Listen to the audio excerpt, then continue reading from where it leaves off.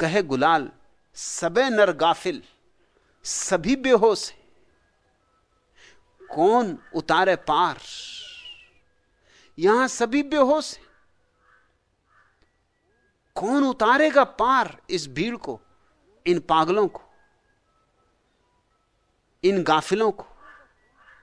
ये खुद तो उतर नहीं सकते,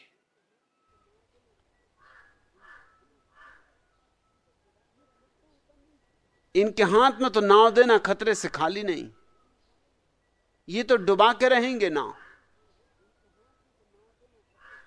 और कौन उतारे इन्हें पार, इन्हें तो कोई होश नहीं। और इतना भी इन्हें होश नहीं कि जिससे होश आ जाए उसकी सुन लें।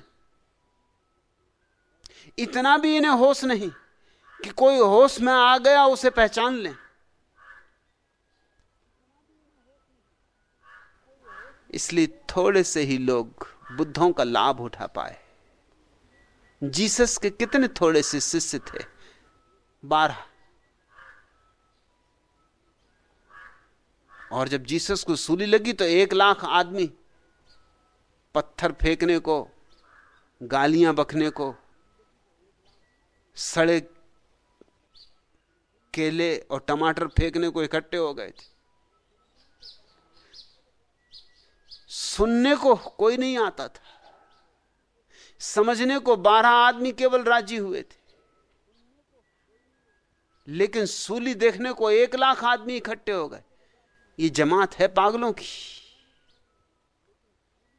मंसूर को गांव-गांव भगाया गया, गांव में टिकने नहीं दिया गया, क्योंकि वो जो बात कहता था वो होश की परम बात थी, अनल हक।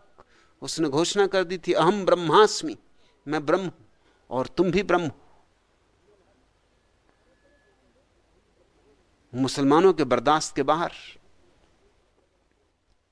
तरह तरह के अंधे, हिंदू, मुसलमान, जैन, ईसाई, ये अंधों की अलग अलग जमातें ही अंधों की, जमातें ही अंधों की हो सकती हैं। होश वालों की कोई जमात थोड़ी होती, होश वाले का कोई संप्रदाय थोड़ी होता है, कोई धर्म थोड़ी होता है। होश वाले का कोई देश थोड़ी होता, कोई जाति थोड़ी होती, कोई वर्ण थोड़ी होता। उसका तो होश ही वर्ण है, होश ही जाति है, होश ही धर्म। गांव गांव से मंसूर को भगाया गया, कोई टिकने ना देता था, कोई छप्पर में नहीं रुकने देता था, कोई भोजन नहीं देता था।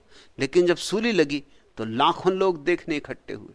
अजीब लोग जो उसे सुनने कभी ना आए। अमृत बरसा रहा था, लेकिन उसे जब मारा गया, उसके हाथ पैर काटे गए, तब उसे देखने आए,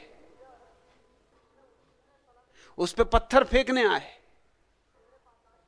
दूर दूर से आए, सैकड़ों मील की यात्रा करके आए। ठीक ही कहते हैं गुलाल, अनुभव घर के सुधियो न जानत। तुम्हारे भीतर बैठा है, जिसकी सुधि आ जाए तो तुम्हें जीवन का अनुभव हो जाए। कासू कहूं गमार, कहे गुलाल सबे नर गाफिल, कौन उतारे पार।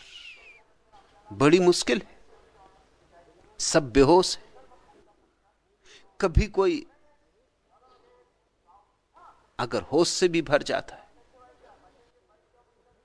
तो बेहोश या तो उसे मार डालते या उसकी पूजा करने लगते हैं। ये दोनों ढंग बचने के। अगर थोड़े उजट हुए तो मार डालते, अगर थोड़े संस्कारी हुए तो पूजा करने लगते।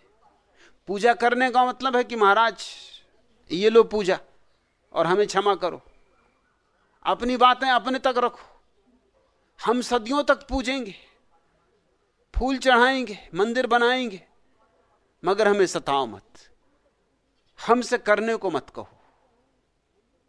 हम पूजा कर सकते, हम आचरण नहीं कर सकते।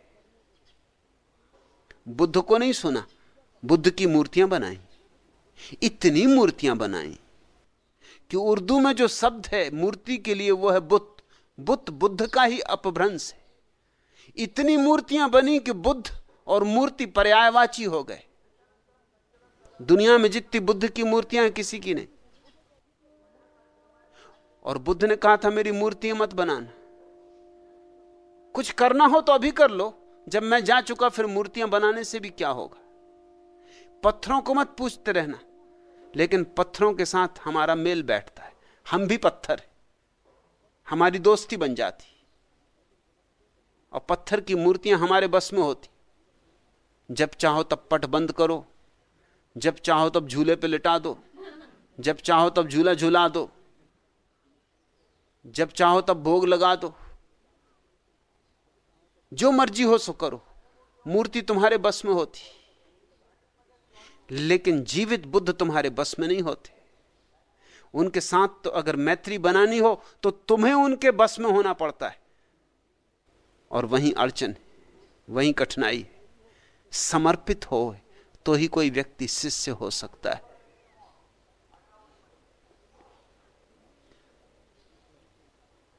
लेकिन मिल सकती है